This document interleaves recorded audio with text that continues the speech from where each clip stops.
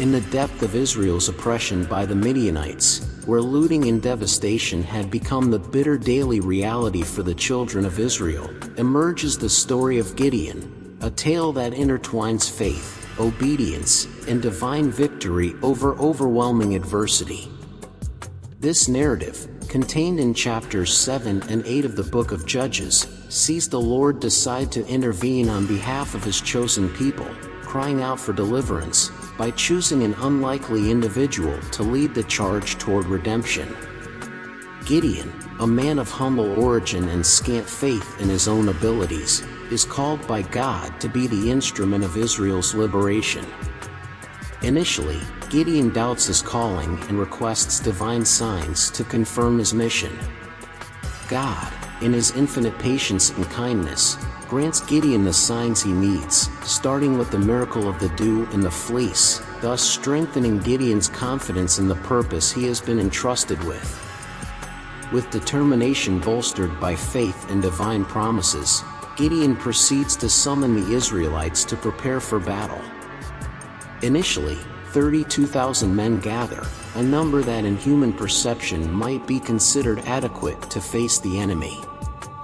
However, to demonstrate that victory belongs to God and not as a product of human strength, God instructs Gideon to reduce this number. First, those who are fearful and trembling are allowed to leave, leaving a significantly reduced contingent. Then, through the water test, only 300 men are selected, based on the peculiar way they drank from the waters. This small group would be the one God used to demonstrate his power and glory. On the night of the battle, Gideon and his 300 men position themselves around the Midianite camp. Instead of conventional weapons, they are armed with trumpets, clay jars, and torches, elements that under divine guidance, become the tools of their astonishing victory. At a signal from Gideon, the men break the jars, reveal the torches, sound the trumpets, and shout, "For the Lord and for Gideon," creating such confusion in the Midianite camp that the enemies begin to attack each other, precipitating their own defeat. After the victory, Gideon pursues the remaining Midianites, thus ensuring lasting peace for Israel for 40 years. However, the story does not conclude without presenting a reflection on human nature and the ease with which we forget the lessons of dependence on God. Gideon, despite his initial faith and obedience, falls into the trap of idolatry at the end of his life, creating an ephod that leads Israel back into idolatry, showcasing the constant struggle against temptation and the need for ongoing dependence on God. This account of Gideon and the defeat of the Midianites not only narrates a historical episode of liberation and victory, but also offers profound lessons on faith, obedience, and the sovereignty of God over human circumstances, reminding us that in our own battles, the final victory belongs to the Lord. To better understand the magnitude of the faith and obedience demonstrated by Gideon, it is essential to consider the historical and spiritual context of Israel at that time. The Israelites had been delivered into the hands of the Midianites for 7 years, as a result of their continual acts of disobedience and idolatry toward God. The Midianites, along with the Amalekites and other peoples of the east, invaded Israel each year, destroying crops and livestock, leaving Israel without sustenance and in deep despair. It was in this climate of oppression and hopelessness where divine intervention became more necessary and evident. God's choice of Gideon as the leader for Israel's liberation is a powerful example of how God chooses the most unlikely to fulfill his divine purposes. Gideon describes himself as the least in his father's house, which in turn is part of the tribe of Manasseh, one of the least prominent among the tribes of Israel. This detail underscores the recurring biblical theme that God does not look at outward appearance or social position but at the heart and willingness to obey and trust in him. Before the battle, Gideon carries out an act of obedience that demonstrates his commitment to purifying Israel from idolatry. At God's instruction, He tears down the altar of Baal that his family maintained and cuts down the Asherah pole next to it, thus facing not only the external oppression of the Midianites, but also the internal spiritual corruption of his own people.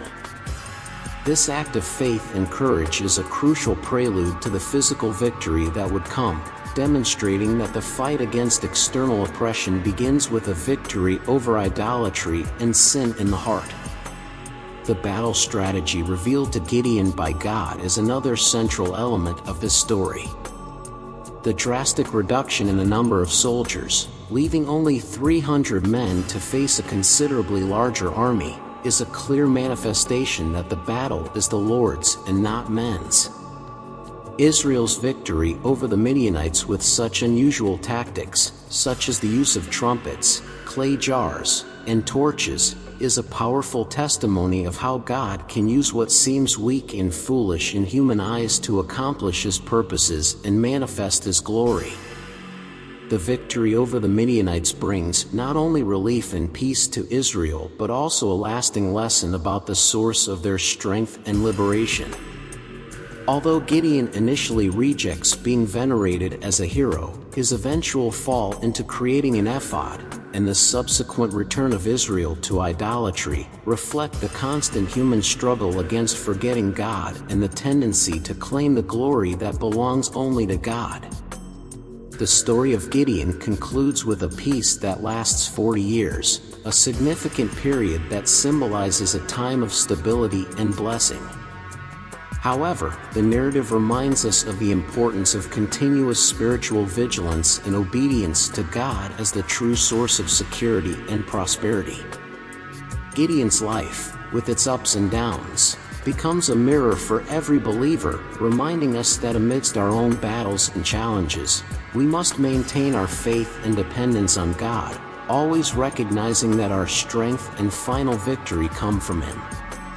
This detailed account of Gideon and his struggle against the Midianites, enriched with historical, spiritual context, and lessons applicable to modern faith life, leads us to a deeper reflection on the sovereignty of God, the nature of true faith, and the importance of obedience to His will, even when we do not fully understand His plan. Through this story, we are invited to trust in God with renewed faith, remembering that despite the circumstances, the final victory always belongs to the Lord.